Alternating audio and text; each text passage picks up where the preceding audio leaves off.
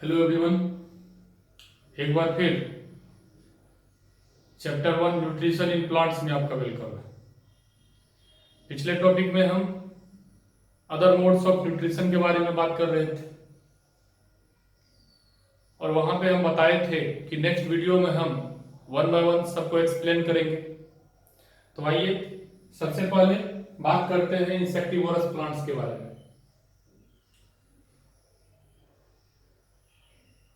देखिए, insectivorous plants वो plants होते हैं,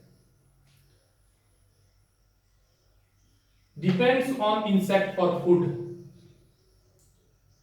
मतलब वो अपने भोजन के लिए डायरेक्ट किस पे डिपेंड करते हैं? इंसेक्ट पे डिपेंड करते हैं। अब सवाल यह उठता है कि ये प्लांट इंसेक्ट को किस प्रकार से खाएगा। ठीक है, थोड़ा अजीब टाइप का लगता है कि प्लांट किस प्रकार से कि मतलब इंसेक्ट को खाएगा। ठीक है, तो अभी आपको पता चल जाएगा, जैसे हम बताएंगे उसमें पता चल जाएगा किस प्रकार से खाता है। तो देखिए, प्लांट्स में लीव्स होते हैं और इसका स्ट्रक्चर किस प्रकार से होता है? पिक्चर लाइक स्ट्रक्चर होता है। तो अब ये जो प्लांट्स के लीफ होते हैं वो पिक्चर के फॉर्म में होती है और इसका जो टॉप पार्ट है वो लेड की तरह वर्क करता है। मींस ये लेड क्या काम करता है? ये पिक्चर को ओपन और क्लोज करने में हेल्प करता है। ठीक है, कभी पिक्चर को ओपन करेगा और कभी पिक्चर को क्लोज कर देगा। तो ये काम किसका है? लेड का है। ठीक है, फिर हेयर इन पिक्चर, इसका काम क्या है? Trap insect. ठीक है, इसको हम इस तरह से समझ सकते हैं कि इस पिक्चर के अंदर में हेयर होते हैं जो इंसेक्ट को ट्रैप करते हैं। सो इस तरह से इंसेक्ट पिक्चर के अंदर तक पहुंच जाता है और फिर अंदर में जाने के बाद after capture digestive juice secrets. तो जैसे ही वो अंदर जाता है वहां पे इंसेक्ट को डाइजेस्ट करने के लिए एक वहां पे डाइजेस्टिव जूस का सिक्रेशन होता है। ठीक है, तो इंसेक्ट को डाइजेस्ट करने में वो डाइजेस्टिव जूस क्या करता है? मदद करता है, हेल्प करता है। ठीक है, तो इस प्रकार से ये आपका इंसेक्टिवोरस प्लांट्स के बारे में हम लोग बात किए। नेक्स्ट जो मोड्स है आपका वो आपका क्या है? Parasitic plant. तो देखिए, पैरासिटिक प्लांट्स वो प्लांट्स होते हैं जो दूसरे प्लांट पे डिपेंड करते हैं। ठीक है, अब दो प्लांट हैं, यहां पे एक है, यहां पे एक ऐसे प्लांट है जो डिपेंडेंट है और एक ऐसे प्लांट है जिस पर डिपेंडेंट है। मींस एक प्लांट जो फूड बना सकता है वो होस्ट कहलाता है। हम क्या बताने का प्रयास कर रहे हैं कि ऐसा प्लांट जो फूड बना सकता है उस प्लांट को हम क्या कहेंगे? होस्ट कहेंगे। और जो उस पे डिपेंडेंट होता है, ठीक है, जो उस पे डिपेंडेंट होता है उसको हम क्या बोलते हैं? पैरासाइट बोलते हैं। तो इसमें मेनली दो ही चीज होता है, एक होस्ट होता है और दूसरा पैरासाइट होता है। पैरासिटिक प्लांट में दो ही फैक्टर काम करते हैं, एक होस्ट काम करते हैं और दूसरा पैरासाइट काम करते हैं। ठीक है, नाउ थर्ड मोड्स के बारे में बात करते हैं। थर्ड मोड्स आपका क्या कहता है? सेप्रोट्रॉप्स। सेप्रोट्रॉप्स क्या होते हैं?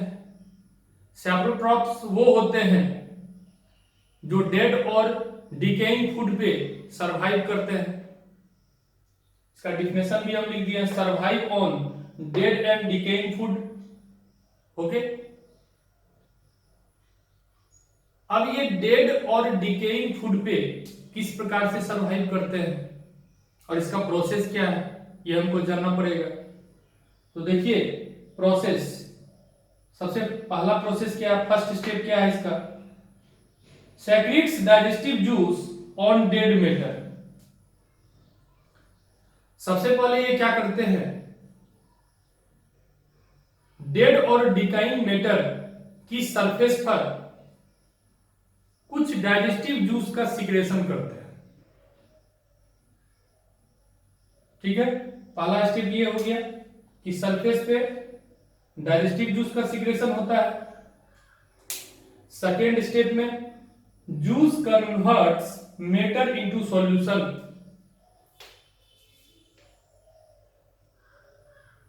अब जिससे वे सॉल्यूशन के रूप में कन्वर्ट हो जाता है। ठीक है, फिर ये जूस को क्या करता है, कन्वर्ट करता है सॉल्यूशन में। ठीक है, फिर थर्ड स्टेप में nutrients are absorbed from solution.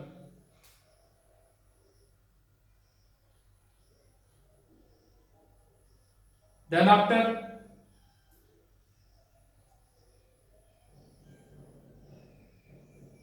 वे इस सॉल्यूशन को न्यूट्रिएंट्स के रूप में एब्जॉर्ब करते हैं। तो इस प्रकार की मोड ऑफ न्यूट्रिशन को जिसमें ऑर्गेनिज्म किसी डेड और डिकेइंग मैटर से न्यूट्रिएंट्स प्राप्त करती है, सेप्रोट्रॉपिक न्यूट्रिशन कहलाती है। ओके, नेक्स्ट जो मोड्स हैं वो क्या है, सिम्बायोटिक रिलेशनशिप। सिम्बायोटिक रिलेशनशिप में क्या होता है, तो देखिए इसमें दो प्लांट्स होते हैं, दो प्लांट्स एक साथ रहते हैं और शेल्टर और न्यूट्रिएंट्स को आपस में शेयर करते हैं। लिखे हुए भी हैं, live together and share shelter and nutrients. इसका डेफिनेशन हो गया, मतलब ये साथ साथ रहते हैं और अपने शेल्टर और न्यूट्रिएंट्स को आपस में शेयर करते हैं। एग्जाम्पल हम बताए थे एल्गा और फंगस का। ठीक है, एग्जाम्पल में हम एल्गा और फंगस का एग्जाम्पल बताए थे। तो अब ये एल्गा क्या करता है, प्रोवाइड फूड टू फंगस। जैसा हम लिखे हैं कि ये फूड फंगस को प्रोवाइड करवाता है। कैसे प्रोवाइड करवाता है भाई, तो देखिए एल्गा पे क्लोरोफिल होता है और क्लोरोफिल के कारण ये फूड बनाता है। बिना क्लोरोफिल का तो फूड बना नहीं सकता है।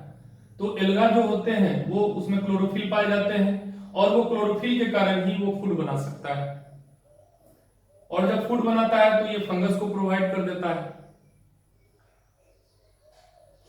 सो ये फूड प्रोवाइड करता है फंगस को और बदले में फंगस क्या करता है, provide shelter water and minerals. बदले में वो एल्गा को शेल्टर वाटर और मिनरल्स प्रोवाइड करवाता है। ओके, तो यही सिम्बायोटिक रिलेशनशिप है दोनों के बीच में।